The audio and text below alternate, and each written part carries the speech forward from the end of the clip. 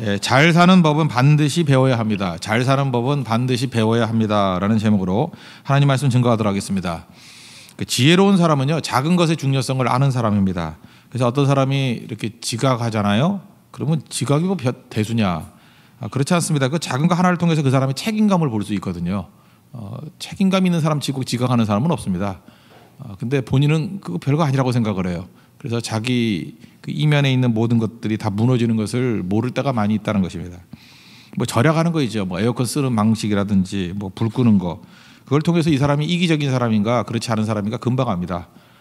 자기 거와 또 이 공공 퍼블릭과 이 차이점, 이런 걸 금방 이해해서 지도력이 있느냐 없느냐, 지도자감인가 아닌가, 그런 걸로 아는 거거든요. 사람들은 자기가 어리석으니까 그 자기가 가치 없다고 생각하는 것들은 남들이 안 본다고 생각을 해요. 사실은 자기가 보여주고 싶은 걸 보는 게 아니고 자기도 모르는 것들을 보고 판단을 하는 걸 잘 모르고 있는 것 같습니다. 그러니까 어리석겠죠. 지혜는 바로 그런 거라는 것입니다. 성숙이란 건 뭐냐면 작은 것 자체가 중요하다, 작은 것의 가치를 아는 것이 성숙이라는 것입니다. 그래서 예수님께서도 하나님 나라를 겨자씨에 비유했죠. 작은 거 무시하지 마라. 하나님 나라가 겨자씨부터 시작되는 거다. 그 다음에 그 달란트 비유에서도 착하고 충성된 종아, 네가 적은 일에 충성하였으니 내가 많은 것으로 내게 맡기리라. 또 누가복음 16장에 보면은 불의한 청지기 얘기가 나오죠. 여기서 예수님이 선언적으로 얘기합니다. 누가복음 16장 10절 보니까 지극히 작은 것에 충성된 자는 큰 것에도 충성되고 그러잖아요. 작은 것에 충성 못하는 사람이 큰 거 시켜봐, 그렇지 않다라는 거예요. 작은 것에 충성하지 못한 자는 큰 것에도 충성하지 못한다. 뒤집어에 가면 작은 것에 충성된 자는 큰 것에도 충성된다. 그것을 보여주고 있다는 것입니다. 하나님 앞에서 우리 이런 작은 것에 대해서 집중할 줄 아는 거, 이게 신앙의 성숙이라는 것입니다. 그 도스토옙스키가 이런 얘기를 했어요. 인간에 대해서 약간 좀 이렇게 비아냥거리면서 하는 얘기인데, 개미는 특유의 개미집을 만드는 방법을 한대요. 그래서 개미집 보면 대단하지 않습니까? 그거 또 벌은 자기 방식대로 벌집을 만드는 방법을 안돼요. 벌집 구조, 최고의 안정적인 구조라고 그러잖아요. 나름대로 사는 방법을 다 알고 있답니다. 근데 인간은 사는 법을 모른다. 인간은 참 지혜가 없다라는 거예요. 우리가 잠언에 제일 많이 나오는 것도 하나가 이제 빚지지 말라는 거거든요. 이제 크리스찬들 가운데 잠언을 읽었다 그러면 빚지는 행동은 안 할 건데, 그죠? 빚진다. 빚지면은 체주의 종이 된다 그러는 거거든요. 자기가 종 되는 건데, 빚진다는 건 이런 얘기하고 똑같은 거예요. 내가 빚이 많다, 빚이 있다. 그 얘기는 일단 저축이 없다는 얘기고, 두 번째는 남을 도울 수 없다는 얘기고, 세 번째는 그 행동의 자유가 없다라는 거죠. 그 얘기는 뭐냐면 살았다 하나 죽은 자다라는 얘기가 똑같은 얘기라고요. 근데 어리석은 자는 굉장히 쉽게 생각한다는 것입니다. 그래서 어떤 사람이 빚이 있다 그러면, 아니 내가 빚진 거하고 내 인격하고 무슨 관계가 있어, 이렇게 얘기할지 모르지만 빚졌다라는 그 한마디 말에는 굉장히 많은 메시지가 포함되어 있는 것입니다. 근데 자기가 못 읽는다고 딴 사람도 못 읽는다고 생각해요. 이게 성숙한 사람은요, 내가 빚이 있다 한마디 말에 그 메시지가 수십 가지가 나와요. 그걸로 이제 끝나는 겁니다. 근데 그걸 모른다는 거죠. 오늘 개미 얘기인데 개미한테 배우라는 것입니다. 세 가지: 근면, 저축, 협동. 세 가지 개미만도 못한 인간 되지 않으려면 배우라는 거예요. 하나님의 원리라고 생각을 합니다. 첫 번째는 근면을 배워야 된다는 것입니다.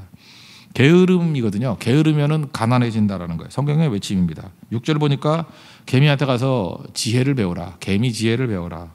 9절, 10절, 11절 보니까 너무 많이 자는 거 아니라는 거예요. 언제까지 뭐 누워 있겠느냐, 어느 때 잠이 깨 일어나겠느냐, 좀 더 자자, 좀 더 졸자, 손을 모고 좀 더 눕자. 그러면 빈궁이 강도같이 오고 예고 없이 오고 곰핍이 군사같이 이르리라. 그러니까 가난해진다라는 거예요. 그러니까 가난한 이유를 우리는 많은 순간에 환경 얘기, 구조적인 이야기로 잠깐 이렇게 핑계 달라 그래요. 그러니까 핑계 대도 괜찮아요. 그리고 가난해지는 거예요. 뭐 핑계 된다고 자기에게 당하는 가난이 안 오는 게 아니니까. 근데 성경의 말씀을 들으십시오. 가난의 상당 부분의 이유는요, 게으름 때문에 온다는 거예요. 게으름. 그래서 실제로 빈곤과 공핍이 강도같이 군사같이 찾아온다는 것입니다. 역사상 좀 지혜가 있는 시대에는요, 항상 우화를 통해서 부지런하라, 이거 메시지를 다 가르쳤어요. 부지런하는 것을 가르치지 않은 민족은 없습니다. 근데 최근에 우리 이 사회만 부지런함에 대해서 경멸하는 것 같아요. 이런 사회가 세상에 어디 있었습니까? 역사상 없었어요.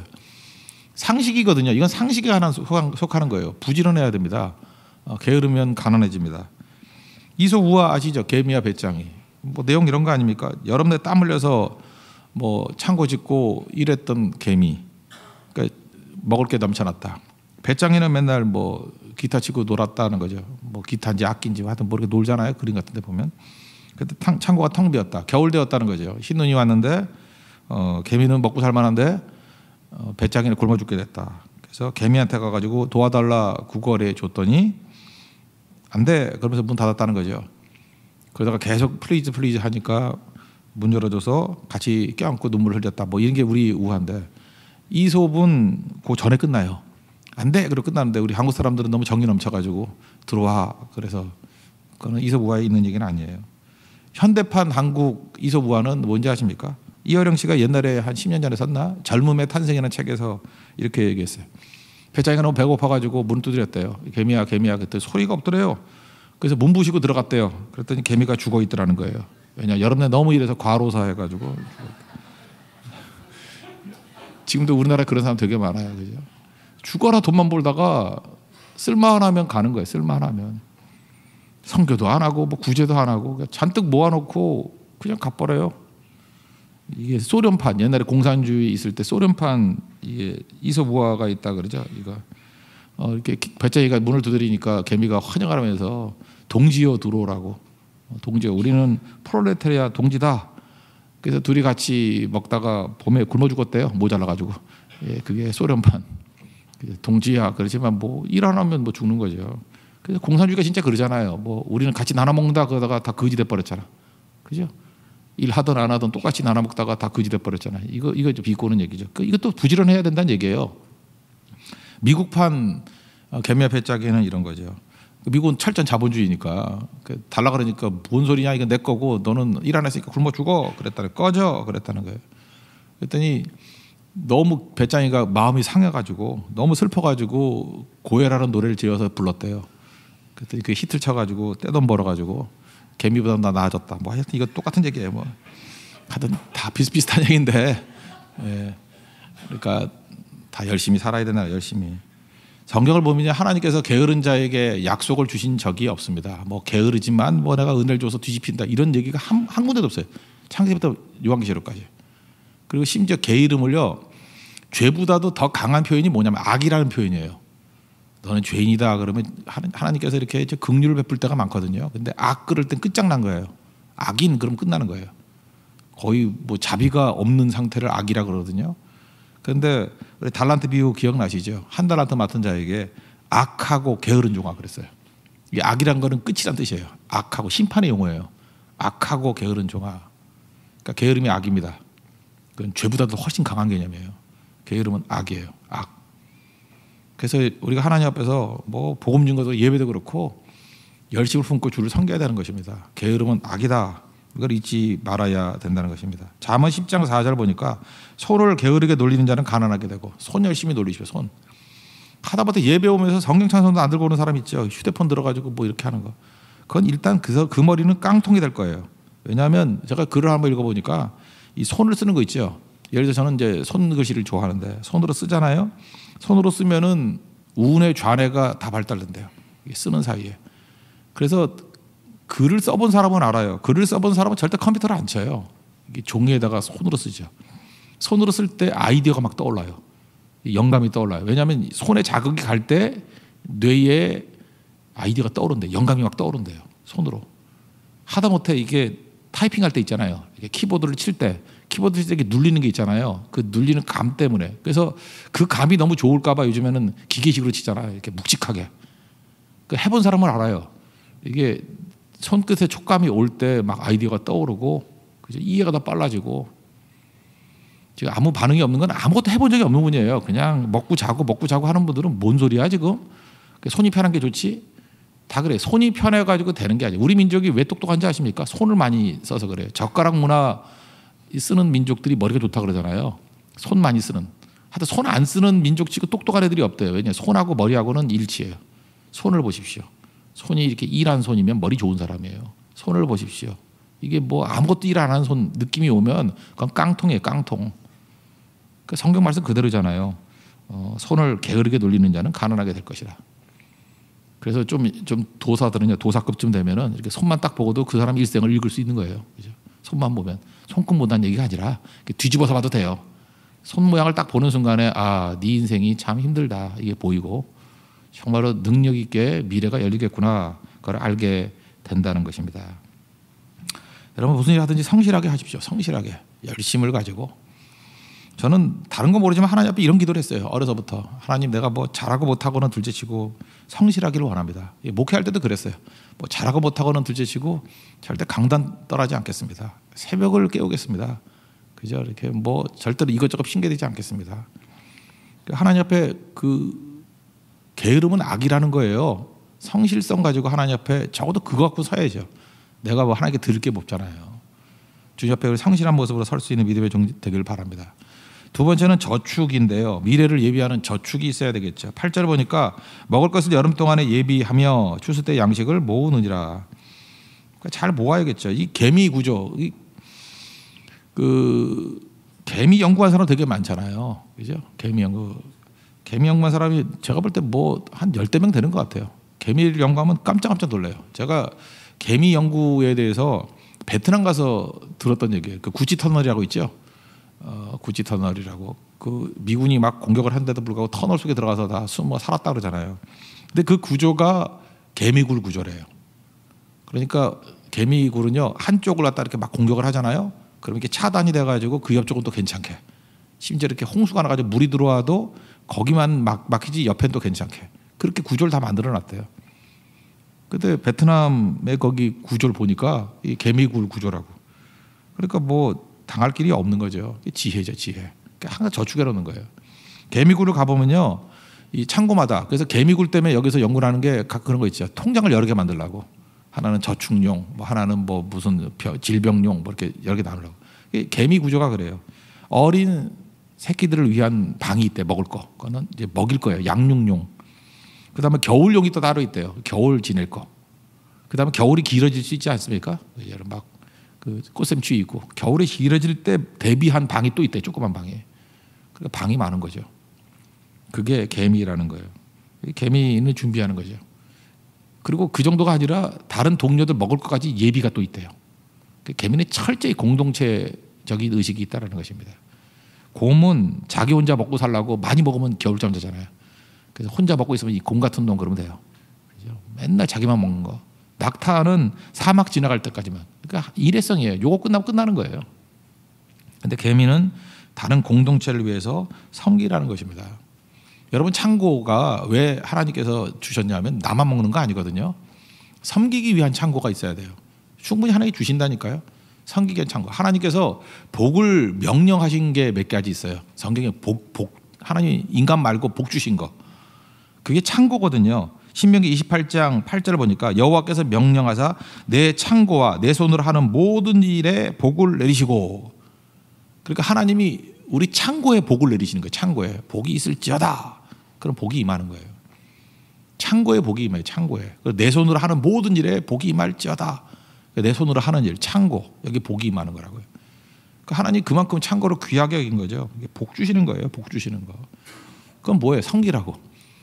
여러분 지금도 섬기지 않잖아요. 그냥 뭐 준 거 갖고 맨날 내 새끼들 내 거 뭐 내 땅 그러고 있으면 하나님이 복을 거두어 가셔요. 복 안 줘요.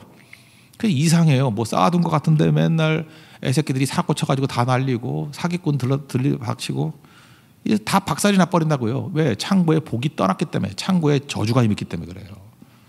창고에 복이 임해다. 복이. 이게 하나님 앞에서 중요한 거죠. 하나님 내 섬김의 창고에 복이 임하기를 원합니다. 하나님이 싫어하는 것 중에 하나가 성경에 보면 거머리예요. 잠언 30장 15절 보니까 거머리에게 두 딸이 있대요. 첫 번째 딸 이름이 다오, 두 번째 딸 이름이 다오. 옛날엔 다고 그랬는데 두 딸인데 다오 김미 그거예요. 김미 내게 다오 하느니라. 족한 줄을 모른대요. 거머리는 기여 안 하죠. 탁 달라붙어 가지고 뽑아만 먹잖아요. 피 뽑아먹고. 그래서 이렇게 살지 말래요. 여러분들 혹시 어려움이 있더라도 누구 도움 받을 수 있죠. 도움 받는 건 짧게 일시적이 돼야 됩니다. 도움 받는 거를 희희낙낙하면서 좋아하는 건 바보예요. 그 거머리예요. 하나님께서 거머리를 복 주지 않습니다. 항상 하나님 백성들은요 더 주셔서 나누기를 원하시는 거예요. 물론 도움 받을 수 있죠. 그렇지만 그것이 일상화되거나 고착화되는 건 복 아니에요. 그 옛날에 그런 예화를 한번 들었죠. 어떤 그 꼬마애하고 청년하고 알고 있는데 청년이 하루는 좋은 차를 몰고 들어왔다는 거예요. 그랬더니 이거 부러워요. 그랬더니 왜 부럽냐 그랬더니 형이 사줬다고. 부러워요. 너도 나중에 좋은 형 만나서 이런 차 받을 거야. 그랬더니 그게 부러운 게 아니고 형이 부러워요. 그랬대잖아요. 나도 나중에 돈 많이 벌어서 동생에게 차 사줄 거예요. 여러분 차 받는 게 부러워요? 사주는 게 부러워요? 지금 뭐 아무 관계 없으니까 사주는 게 부러워요 이렇게 말을 하겠지만 내가 누구 사줬다 그러면 시무룩한 게 올지도 몰라요. 근데 받았다 그러면 막 펄쩍펄쩍 뛰면서 공짜로 받았어. 그렇게 펄쩍펄쩍 뛰는 이 작은 거 하나를 통해서 그 사람의 인격이 보이는 거예요. 아유 저 모자란 녀석. 그건 거머리거든요. 다오 하면서 기쁘는 건 거머리예요. 우리 교회 기쁨은 항상 베푸는 거잖아요. 나누고 베풀고 주고 우리 없더라도 그게 개미입니다. 하나님께서 개미 되길 원하십니다. 거머리가 아니라. 그때 복된 거라는 거예요. 여러분 저축이 우리에게 얼마나 큰 힘을 주느냐 하면요. 하나님의 도우심 그리고 하나님의 원리대로 말씀대로 순종하면 저축이 가능해지거든요. 이게 창고가 남게 돼 있어요. 하나님이 그 정도 복 주신다니까요. 그러면 섬길 수도 있고 그것이 우리를 또 도움이 되는 힘이 있어요. 한 십몇 년 전에 나왔던 책 중에 곡간 원리라는 책이 있어요. 곡간 원리. 뭐 되게 얇은 책이에요. 곡간 원리는 이제 벤 크로치라는 목사님하고 뭐 또 다른 목사님하고 둘이서 이렇게 공조했던 것 같은데 이 벤 크로치가 주로 많이 썼어요. 벤 크로치 목사님이 했던 얘기가 이거예요. 우리가 하나님 말씀의 원리를 깨닫고 특별히 잠언의 말씀이에요. 잠언의 말씀을 통해서 저축의 원리를 배웠다라는 거예요. 저축하고 난 다음에 미국 사람들 거의 저축 안 해요. 미국 사람 저축 안 해요. 맨날 그 다운페이 하기 바쁘고 해서 그냥 다 쓰고 그러지 저축이 없어요. 근데 이 사람이 드디어 저축을 하기 시작했대요. 저축을 하고 난 다음에 달라진 게 뭐냐. 부부 갈등이 사라졌대요. 부부의 갈등이 사라졌대요. 그 얘기는 무슨 얘기인가요? 부부 싸움의 상당 부분이 돈 때문에 싸우는 거예요. 또 공감은 안 해. 다 부자신가 보죠. 하여튼간에 부부 싸움의 대부분이 돈 때문에 싸운대요. 근데 이게 절약하면서 저축의 원리를 배우고 나니까 되게 갈등이 사라졌다는 거예요. 갈등이. 부부가 아주 금슬이 되게 좋아졌대요. 그래서 서로 믿음에만 집중하게 되고 풍성해졌대요. 그러고 난 다음에 풍파를 이길 수 있는 힘이 생겼다는데 그 나중에 그 아내가 그 목사의 사모님이죠. 간암 사기가 됐대요. 충격적이죠. 그러니까 신앙의 기초를 흔드는 고난인데 나중에 치유받았거든요. 치유받을 동안에도 재정이 든든하니까 생각보다 고통이 크지 않더라는 거예요. 기도에 집중할 수 있고 병원비 신경 안 써도 될 정도의 모아놓은 게 있으니까. 원래 고난이 몰려온다는 이유가 뭐냐 하면 재정이 무너지면요. 이렇게 기초가 다 흔들려 버리는 거예요. 왜냐하면 이건 실질적 압박이니까. 그래서 정신을 못 차리게 되는데 이분이 이렇게 얘기합니다. 자기 아내가 낳은 이유 믿음의 기도가 낫게 했다. 두 번째 좋은 병원 시설 미국 사람이라고 시스템이 좋아서 고친 거래. 그리고 세 번째는 곡간의 힘.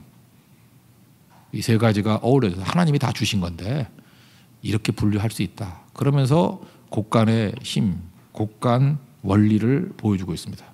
저는 뭐 100%는 아니지만 상당 부분 일리가 있는 메시지라고 생각을 합니다.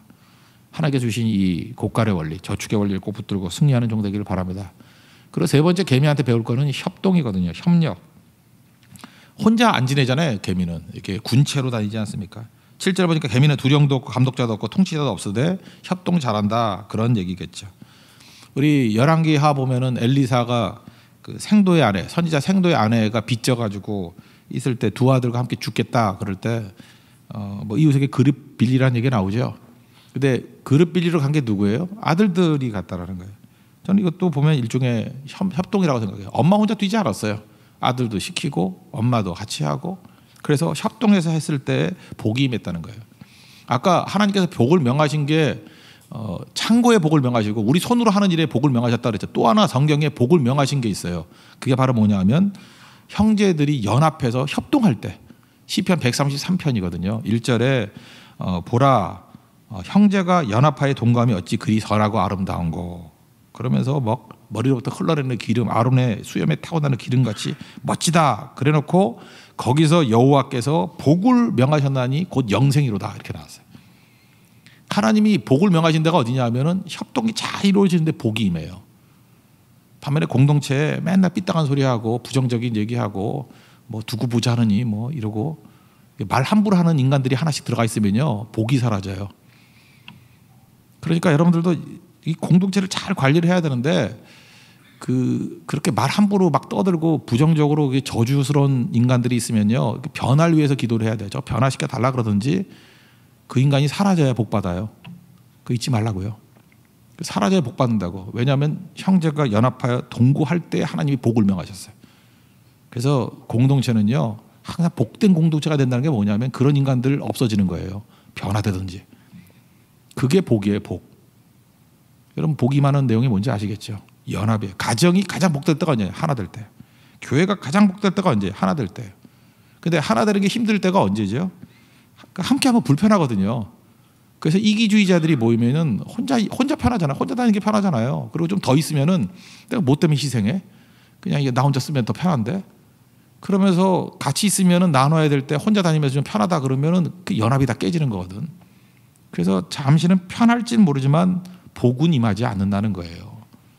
그래서 복된 게 뭐예요? 언제나 공동체의 하나됨을 위해서 힘을 집중할 때 그게 복이라는 것입니다. 복된 거. 여러분 협력을 위해서 헌신할 수 있는 믿음의 종 되기를 바랍니다. 그래서 개미한테 배울 게 뭐예요? 하나님께서 우리에게 주신 중요한 가난하지 않고 잘 살게 되는 길을 보여주고 있어요. 부지런하죠. 근면 그리고 저축 그리고 협동. 많이 들리지 않아요? 옛날에 우리나라 어떤 독재자 있을 때 이거 되게 많이 들고 나왔던 거예요. 근면 저축 협동. 이게 자조론이라는 책에서도 이 개미에게서 배운 원리예요. 이걸로 일어섰던 믿지도 않았던 사람들이 성경을 차용해서 일어섰던 경험들이 너무너무 많습니다. 어느 나라 다 마찬가지예요. 다시 이 말씀 붙들고 여러분 가정을 일으키고 개인을 일으키고 다시 무너진 모든 것들을 회복시킬 수 있는 하나님의 은혜의 종 되기를 축원합니다. 오다 자리에서 일어나겠습니다. 330장 찬송하겠습니다. 이 친구는 내일 결혼합니다. 예. 오늘 철학까지 나올 거로 믿습니다. 예. 뭐 안 나와도 괜찮아요. 너무 부담을 느끼지 말아요. 예. 우린 다 알고 있으니까 그죠? 예. 부담을 느끼지 말고.